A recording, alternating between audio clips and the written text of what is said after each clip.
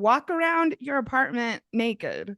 Welcome to Sex and the Solo Girl. Join your host, her inner circle, and expert guests weekly for chats about dating, secure attachment, the solo lifestyle, doing relationships differently, and of course, sex. And here's your host, Janice Formichella. Hi, everybody, and Happy New Year.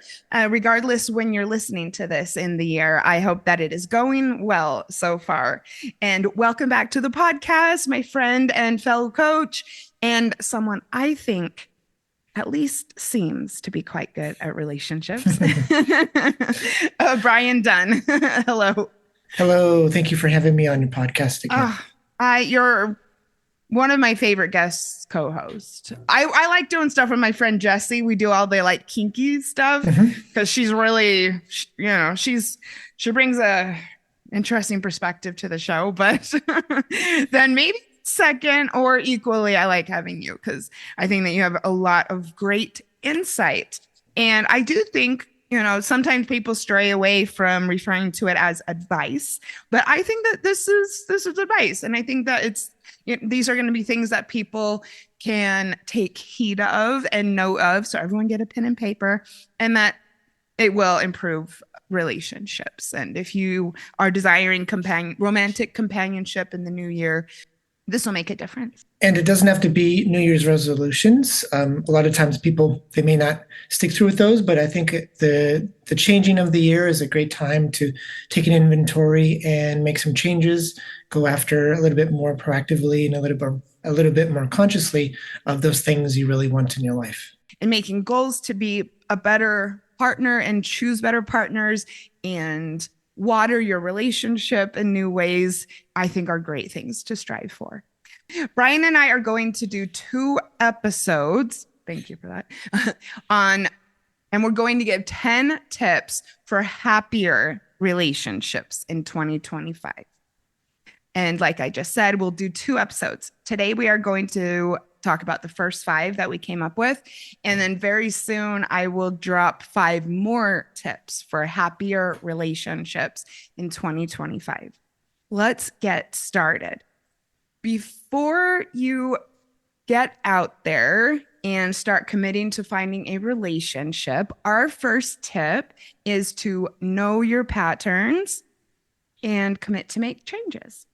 Yes, I think the most important thing is to be self-aware of your attitudes, behaviors, beliefs, and how that affects how you're showing up and how that affects the sorts of interactions and engagements and even people you let into your life. So knowing how you react, how you think about certain things, what are your inherent underlying beliefs about certain things that influence how you respond or whether you say yes or no or how you frame your response to somebody. I think that's the biggest thing in order to make a change and achieve different results, achieve better results, is to look at what you've done in the past, look at what's influenced what you've done in the past, and say, if I want to make different choices, if I want to make different results, I'm going to have to make some changes. I read recently that patterns and past trauma, don't think about if they are showing up in your current relationships. Think about how, because our habits and things that have happened to us in the past or things that we've done so many times in the past, they get ingrained in us, and it can take a lot of work. I mean, we're going to talk about secure attachment, and I believe both episodes, at least a little bit. And this is why some people find it so challenging to move, especially, I think, away from the anxious side, because it just feels so natural. So we all have patterns and things that are showing up, but we need to think about how, and then perhaps how we can navigate them differently. I think there are many ways to go about reflecting and looking at the deeper layers. That could be self-exploration in the moment of or after something happens. Why did I respond that way? What was the underlying reason I felt defensive or I got upset or I got frustrated? Why am I having this sort of reaction interpretation of the other person? It could be through therapy, talking to a therapist or a coach. It could be journaling or like a relationship inventory where you look back at any sort of patterns. Who do I always go for? Are there commonalities? There are good commonalities where you're looking for somebody who has certain good positive traits, but there might be other commonalities, other patterns where you realize, oh, I always go for somebody. You mentioned attachment styles. Always go for somebody who's avoidant or anxious. Maybe it's because I have certain things. So you start to unpack a little bit and realize, oh, I always go for long distance relationships because I'm putting a barrier, a wall into protecting myself. Mm-hmm. So it's what are the patterns you can identify and unpack that and say, maybe there's a reason I am self-sabotaging or picking certain people who bring out certain parts of me. And if those are patterns you want to change, you have to figure out, okay, how do I catch myself? How do I make those changes? I think if everybody is really honest with themselves, everybody could say that the same dynamics have played out in certain relationships. I mean, that's just how it is. And I think, yes, being honest with yourself. I like the relationship inventory idea. Maybe we can do an entire episode on that. It's looking at your past relationships and honestly identifying the things that were similar. I was able to identify my patterns when I was living in Bali, and I would go on these massive walks, like hours long, miles long. And I just said I was going to commit on these walks to allowing myself to think about my past. I don't know if this is going to work for everybody, but I would just walk and just think about like pretty much all of my relationships, starting with my divorce, which was 15 years ago at this point. And I identified that I went for love bombing a lot of the time. And also that I did not have good communication at the time. I think that I do now. But so those were two things that I decided to work on, patterns. So number one, write it down. Know your patterns and make changes. Tip number two for happier relationships in 2025. Look at your attitudes about dating. How do you really feel about getting quote unquote out there? This is going to set the foundation for success. It is a lot about mindset. And I think a lot of times this shows up as not attitudes about yourself. Because a lot of people may say, oh, I want a relationship, I want to find somebody. But it's the attitude or the limiting belief or the perception of there's no good men out there. There's no good women out there. Online dating sucks. It sucks. Yeah. Dating sucks. Mm-hmm. If you just go into dating with the mindset of this whole process sucks, you're going to have, I think, negative experiences because you are just sort of looking unconsciously for something to reinforce why it sucks.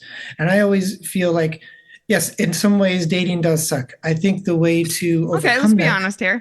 the way to overcome that is realize that dating is a process. And if you think about a date that didn't proceed into a second date, didn't proceed into a relationship, that's not a failure. That's a part of the process. And so if you can enjoy the process of connecting and meeting new people, having conversations, learning more about yourself, and just the socializing part of it, then it doesn't matter if it doesn't turn into a relationship. You are enjoying the process. I really liked dating when I was dating back in the day because I enjoyed meeting new people. Even if a first date didn't turn to a second date or a second date didn't turn into like a relationship, it wasn't a failure. It wasn't dating sucks. I'm going through the process. I'm meeting new people. I'm learning more about how to tell if a person is a good match for me, if a person is not a good match for me. I'm learning to open up and be more comfortable in my own skin. This is a process, and this is a new person. Maybe something will work, maybe something won't, but maybe it'll be a new friend, or at least I am having a good time. Why is it so bad to go out and grab coffee, grab drinks, or grab food with someone new? Is that such a horrible thing? And I think a lot of people might think dating sucks or the whole everything is frustrating because they want to get to the end point. But if you can change your mindset and enjoy the process, I got to go to a new restaurant. I got to hear a new story. I got to learn about a new movie or book or maybe I push myself out of my comfort zone. I mean, pat yourself on the back for maybe pushing against some of these mindsets while you change them. Yeah. So if you can say dating is fun, at least you'll have some stories, good or Mhm. bad. You might have some awkward moments. You might meet some sucky people. But if you can reframe and enjoy the overall process, I think you'll have a lot better success. Thank you. I have done an episode, I think in the last year, with Barry Selby and Julie Dempsey on dating app mindset or mindset for dating app success. I will drop that in the show notes. It's actually an episode I'm quite proud of. And then one thing you said as you began talking that in some ways, maybe, yes, dating does suck. And so I would say, have fun with it. And something that I've done and that I've suggested clients to do is find funny stories. You know, if you go on a date that sucks or doesn't work out, or if you meet someone on an app who is scum, then turn around and laugh about it with your friends. Okay. So, yeah, because it's not all fun and games out there. Right.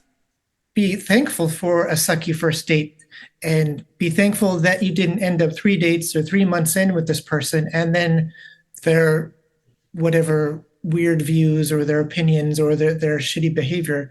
Be thankful that it came out in the first half an hour, the first 90 minutes, and not way down the road. So you saved time Yeah. by getting this person off the list, and so you can move on.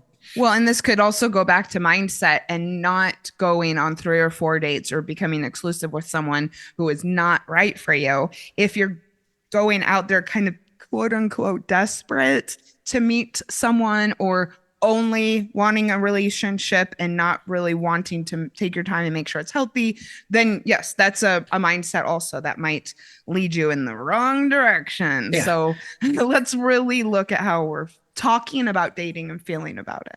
And remember, you don't even have to date. So if you're feeling like you're not ready or that you were dreading it, that maybe that mindset is a sign not to take a break, which is Yes. fine. I think that's such a great point is if you are having a hard time getting out of dating sucks mindset, it could be a sign to take a break. Maybe you have dating burnout. Maybe you need to flush your memory and so you can have some free time and some good experience with friends or just kind of on your own and go back with a fresh slate, a blank slate on dating, not to forget everything, but just to be able to come back in with a better attitude. If you're having a lot of frustrations and you can't get past thinking of these as frustrations, then that's going to affect how you head into and how you show up in these future dates. But yeah, if you take a month off, 6 months off, whatever it is, and can come back to dating with a clear mind and an excitement for it again, you're going to have a lot better success than going into, oh, here's another sucky date. I bet this is going to suck. I bet they're going to be a jerk like the last one. If every time you are acting like that and having that mindset, it's going to negatively affect how you show up. Thank you. As far as taking a break, I have also done 2 more episodes with Julie, one called Dating Yourself and one on the boy sober movement. Also linked in the show notes. These are great, great, great resources for dating in 2025. Number 3. So we got number 1, know your patterns and make changes. Number 2, know your attitudes about dating.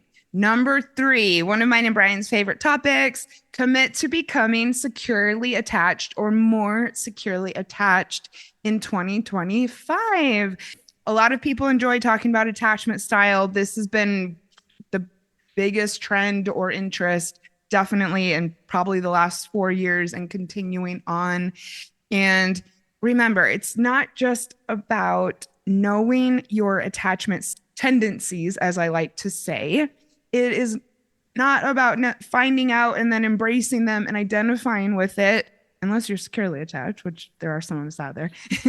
It is about learning from your attachment tendencies and committing to learning how to, yes, overcome them. And some of these things might always be with you. I know anxiety is a really hard thing to completely get rid of. I mean, let's be honest. And you might also be somewhat fearful of intimacy and deep conversations, but you can get better. So, are you going to identify with your attachment style in 2025 or become more securely attached?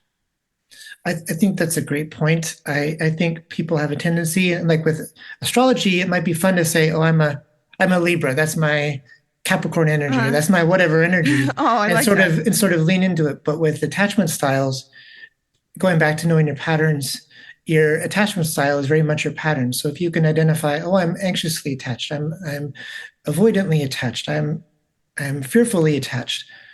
Just knowing that, it doesn't mean as much as if you know that, and then you can say, okay, I'm anxiously attached. So normally I would act like this, but I'm going to act differently. It, and that will help me navigate this budding relationship or this friendship or whatever is going on. It will help me navigate that in a way that is able to create more connection rather than a disconnection. And I want to share two resources. They are right here, because they're and online. There's even attachment style coaching, which I'm getting into. Everybody hit me up. Brian and I have mentioned this book dozens of times on the podcast. And I'm really hoping actually to have Jessica Fern on the podcast next year.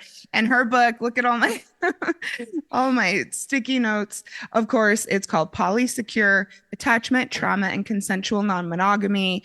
And as I want everyone to know, there's actually a small part about non-monogamy, and it's really a lot about learning how to self-soothe and how to speak and how to communicate with your partners in general. Her approach is brilliant. I have books on the topic that I won't even mention because I didn't agree with their approach. This is not one of them. There's this guided journal that I have because I'm learning about how to coach people through becoming more securely attached. But this is if you want to learn about how to overcome your attachment tendencies. It's called Securely Attached. Transform your attachment patterns into loving, lasting romantic relationships. And it's by Eli Harwood. And what I want to say about this one is this is where I learned the term earned secure, because really everyone, a lot of our parents messed us up. A lot of our early relationships didn't teach us healthy ways to go about things. Not every, I mean, how many people are actually born naturally secure? Some. I wasn't. I would say that I'm earned secure because I decided, yeah, that I wanted to overcome. I was anxious at one point when I was married, and then after leaving an abusive relationship, I became very avoidant, and I'm not either one right now. With the earned secure, I think that's a great way to think of it as what I similar to what I was mentioning is if you're avoidant or you're anxious or you're fearful, but you are navigating, you are communicating, you are self-soothing, whatever it is, your way into feeling more secure. I feel anxious, but I'm going to communicate with you and you are going to reassure me that this connection is still strong. So Yeah. my anxious is soothed and I'm feeling more secure. I think a lot of people, if you are anxious or avoidant or one of the others, non-secure, and you're in a relationship with someone secure, they can help you feel more secure and help your nervous system, your attachment style feel and move, shift more towards being secure. I think if you are secure with a little bit of anxious or avoidant and you join a relationship with somebody who is on your polar opposite, that can bring out those tendencies to feel more anxious or avoidant. And if you're able to communicate and make sure and reassure your nervous system that, oh yeah, we do have a strong connection, that can help bring you back towards the center and feeling more secure. And you'll know in the initial days of dating if someone is secure or not. This is one of my favorite topics. And when I started Sex and the Solo Girl, it was my intention to focus heavily on attachment style and secure attachment. So Brian and I think Brian's one of the best people I've met even as a friend to talk about this. So we'll be doing more content this year on it. Oh, I'm also excited to announce that I am going to be doing mini episodes, probably every other week, 10-minute snippets on tips to become securely attached. So those are going to be kind of bonus episodes. So everyone keep your eyes out for that if this is something you want to commit to this year. I'm really excited about that project, as you can tell. Okay, so number 3, commit to becoming securely attached. Number 4, I kind of snuck this in here perhaps, but let's talk about sex confidence and getting to a more confident point sexually, or knowing yourself more sexually, being more in touch with your body, maybe communicating more with partners about this, and remembering that sex and physical intimacy can be a great portal to overall stronger relationships.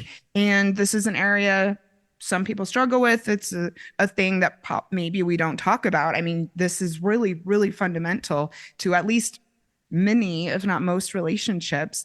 And this could be something that you could, yeah, commit to working on and enjoying more with your partners. Janice, I'd love to hear more about what you see sex confidence as, because you Okay. said something that was really great. I think for me, sex confidence starts with confidence and comfort in your own body, in your own Yes. skin, and Mm, and being comfortable being naked or looking at your own body. I think it's hard to have sexual confidence in the bedroom if you don't like the sight of your own body, or you yeah. feel self-conscious about it. So maybe you could expand on getting to sex confidence, maybe how that looks like with the body confidence. Yes. Self image and body confidence is a big part of it. It's an inside job. Ooh, no pun intended. It's an inside job initially. So, body confidence is huge. And just one tip that I will give to people, which I realize that actually a lot of people don't necessarily do, but I've pretty much always done, is walk around your apartment naked. I have always been comfortable doing that, even when I've had a little less body confidence. But I speak with people who I just kind of casually mention, oh, I was naked, or in the living room or something, and I'm surprised that a lot of people say that they never really do that, and I think it's because of body confidence. I mean, no one's gonna see you necessarily, and if you can get comfortable being naked, walking around your apartment, that is a tip I want to give. That's a practical way to start. Yes, looking in the mirror, but then moving around. And then definitely self pleasure and knowing what you like. So I think men maybe wouldn't need to be encouraged as much to masturbate. I could be wrong about that. But for my female listeners, I would say, yeah, maybe develop a self pleasure practice. There's lots of resources out there for that. And that would be another thing. I've gotten really into the erotic blueprints recently. And that is definitely something that the practitioners and coaches encourage people to do when they're single. So everyone just Google erotic blueprints and you can take the quiz and you'll learn something new about yourself. And then, of course, number 3, get comfortable speaking about sex with your partner. I think communication, if you can build your communication skills in other parts of your relationship, then it's easier to, in the bedroom or when it comes to sexual things, be able to communicate. But I wanted to go back to kind of the body image part of what you were talking about, similar to the attitude about dating. Dating sucks. I think a lot of people may feel like, I know I feel like I'm getting older, but if you can look at and be thankful, even though you may not look like that Instagram influencer or that celebrity with the snatch waist, whatever, if you Okay. can be thankful of your body, look at all the amazing things your body does for you and Yeah. the things you're able to do, your exercise or being able to lift things and the the things that your body allows you to do just to function in life and go on great trips or go hiking, whatever it is, and all of the amazing work that went into creating your body and just being thankful for that. I think that's a good place to start. If, especially if you have a hard time looking in the mirror, or as soon as you step out of the shower, you got to put the towel on because you don't want to see a wrinkle or a fold or a little bit of extra fluff somewhere. This is your body, and if you are self-conscious about your own body, I think that turns into a little bit more awkwardness, a little bit more reservation and holding back in the bedroom. But if you can, like you said, walk through your apartment naked, or you can just enjoy and be proud of who you are and what your body looks like and all of the amazing things it can do. I think that unlocks a lot more exploration, a lot more confidence in the bedroom as well. Yeah, let's keep talking about body confidence for a moment because some things came to me. So, first of all, are you confident in how you look? And maybe are there little tweaks that you can make, whether it be new clothing or evaluating the things that you wear and whether or not they make you feel confident. Let's just be super practical here. There are certain cuts and certain silhouettes and certain items of clothing that are going to be more flattering on some people than others. So maybe have fun with that. That's something that I feel like I'm really good at. And that was something that I had to practice for quite a while or experiment with and have fun with. And I'm telling you, it makes such a difference. When I discovered my love of cowboy boots, I found that I was feeling more confident. And then it became my trademark. And I just found it was so much fun to pair outfits with different boots. I don't know. And then I hope, yeah, I'm just going to say it. I also feel more confident when I have my eyelash extensions. Oh, so there you go. There you go. I think when people enjoy how they look and feel proud of how they look, they feel confident. I think that comes across and you are more attractive, you're more open, you're more smiling in public and meeting new people, yeah. whatever that is. Mhm. I think that confidence helps you shine or helps you or like causes you to like become more invisible or turn people away. So I think it really starts there is if you can find a way to really think more positively about yourself, I think that really leads to kind of a domino effect on a lot of other areas. And so instead of focusing on, oh, here's the three things I hate about my body, it's Mhm. here's the three really great things, my eyes, Yeah. or I have really great smile, or my ears are symmetrical. Like if you can start small Yeah, and okay. if you can start small and appreciate things about your body, then that can lead to, oh, my forearms are really nice, Yeah. or my cheekbones. I never noticed that before because I was focused on the negative. But if you can start focusing on is kind of the gratitude journal, that the thankfulness practice, being having gratitude and being thankful for things about your own body and your own self, I think that can lead to being more accepting and more confident. And confidence is the sexiest quality. Let's always, always, always remind people of that. Yeah, thank you for the tip about the posture because that makes a huge difference. I'm very well endowed, and for a little while, I would slouch and I wouldn't notice it. My wonderful husband brought it to my attention, and I actually even wore something just to remind myself, this little like strap in my back. And yeah, a little practical tip there. And then one more thing I will say is maybe recommit to taking better care of your body, drinking more water, exercising more, you'll feel better and then you'll be more confident. If you want to lose weight, this is also about mindset.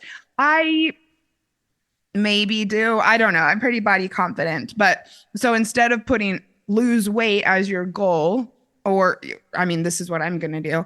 On my vision board, I'm just putting body or love my body. Having losing weight as a goal can be hard to attain. I think if your goal is to work out 3 times a week or take Yeah, walk brilliant. walk walk 4 days a week, walk half an hour 4 days a week, or eat certain things. I think if you have more specific things about what is positive, then the end res not the end result, the side effect is you'll lose some weight somewhere. But if you are focused so much on losing weight and then you work for a month and you don't lose any weight, then it feels frustrating, like dating. I don't have a partner in a month. Dating sucks. And it's easier to give up. But if you are focusing on doing the things that eventually lead to the thing that you want, then it's easier to say, oh, I took 3 walks this week. I was outside for 2 hours. And getting back in nature also helps your mindset and your clear your head and helps your attitude and your positivity. But if you can focus on doing the things, changing those behaviors, then the outcome will come eventually, as long as you keep up that new habit, that new behavior. Thank you so much. And if you're going to the gym and going on your walks, you're going to have more stamina and energy, and that's going to help in the bedroom as well. And of course, I think communicating about sex is something that's very challenging to some people. That is that's something that you got to commit to learning about and practicing, because I think some people feel really stunted, even perhaps people who would consider themselves to be good communicators otherwise might not be able to use their voice in the bedroom. So perhaps looking for people who you feel comfortable opening up to, going online, learning about yourself, learning about communicating. We're going to talk next week or in the next episode about just generally learning about your good relationships and communication. But, go on YouTube, get a book and learn, yes, how to express yourself in the bedroom. That was a fun one. And I'm actually hoping to do an entire episode on sex confidence. I'm kind of looking for a quote unquote expert on it. But yeah, this has become something I've been thinking about more lately. So keep your eyes on this space. So, number 5. This is a big one. It is going to be one of the biggest game changers for developing happier relationships. This is one of the most fundamental parts of relationships, if not the most fundamental, and that is improving your communication. And so this is something that you must commit to, because it does not come naturally just because you decide that you want to become a better communicator. This is something that you need to learn about. This is something you need to, like I keep on saying, commit to. You need to learn about tips. You need to practice. So let's break it down. Let's talk about it, Brian. And I think the big part of this is actually putting it into practice. It's like you can read a cookbook, but you have to go into the kitchen and practice cooking in order to get better at it. Just like with communication and relationships, you can read books about it all you want, you can learn about it, but until you're actually doing it in that moment, it's hard to actually do or get better at. So it comes back to what we talked about earlier, is knowing your patterns. What are your communication patterns? What do you tend to do? Are you communicating directly what your needs are? Are you being passive aggressive? Are you shutting down and going along with it and hoping they just understand what you need? Are you getting angry about something else because you are thinking about the thing you're thinking about? Do you even notice what you are upset about or frustrated about or good point. insecure about? Sometimes we act out when we are feeling insecure. We might attack or go on the offensive when we are feeling insecure or feeling need to feeling lonely or whatever that might be. There are millions of different combinations of things that might be occurring, but knowing your communication patterns, I think, is super important. Even just understanding when I'm talking to my partner, when I'm talking to someone, am I listening and trying to understand them, or am I being defensive and trying to shut them down or counter argue so I can be right and prove that I'm not in the wrong, and so they are misguided and I have to defend myself.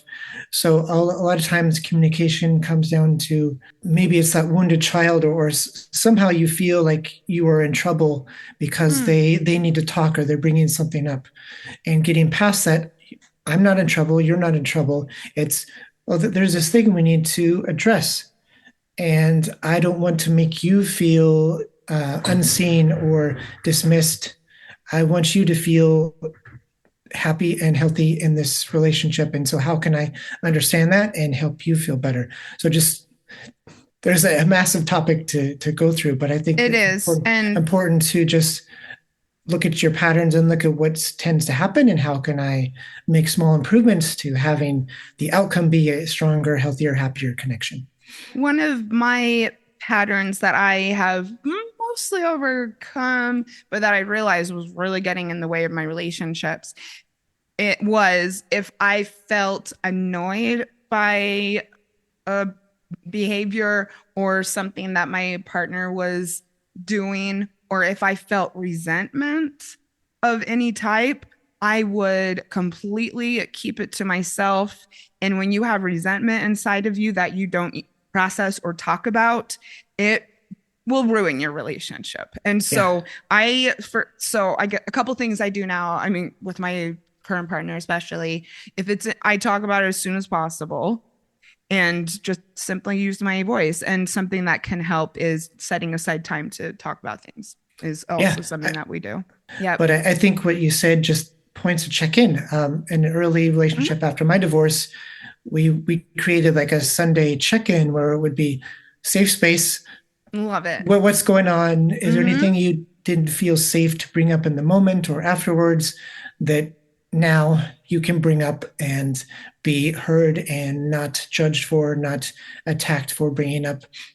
Just creating a ritual, whatever that looks like, whatever that works for you. I think a check in that could be Sunday dinner, that could be morning coffee on Saturday, whatever it is. It could be on a walk, like your Friday together walk Yes. after work.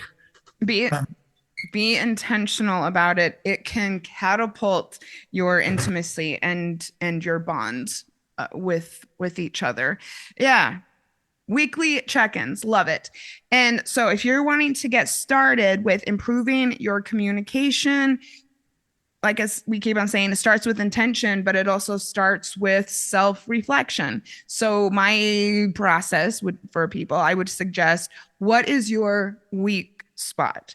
Not what all your weak spots are, but maybe your weakest. For me, talking about resentments and being annoyed was something I had to overcome.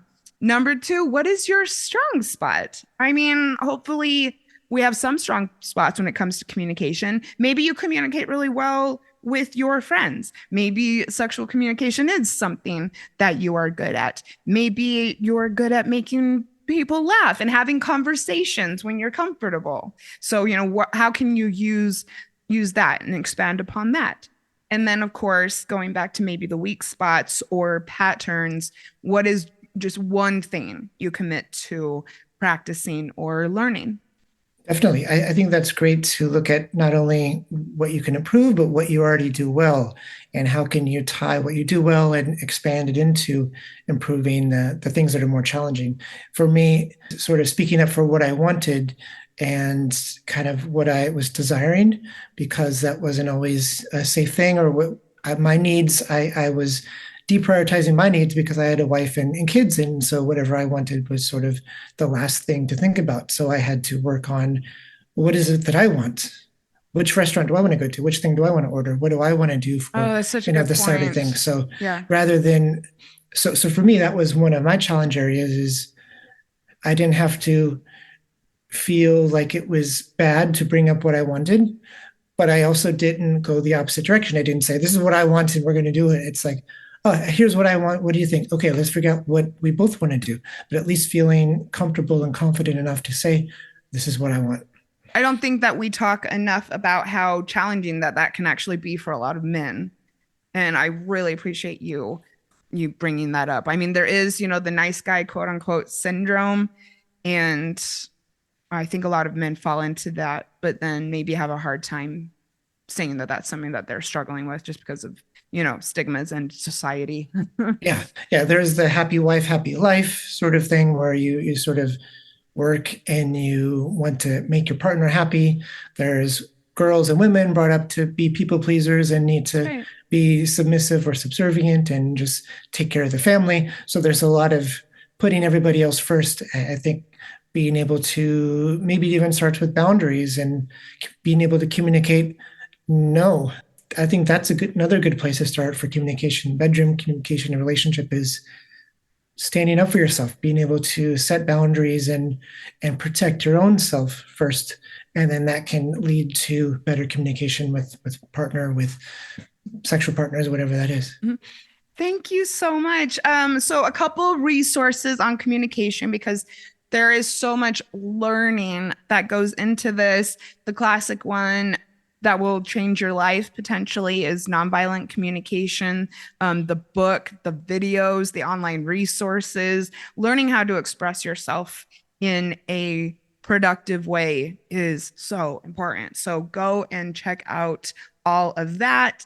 And then Brian and I have done multiple episodes on communication. I will, so yes, of course, I will link to them in the show notes. And also, I will make a list and put it on my Instagram. So if you're not following me on Instagram yet, it's just Janice Formichella. That's also always linked in the show notes. Go and follow me. Come and say hi to me and tell me you've listened. I always, always, always love that.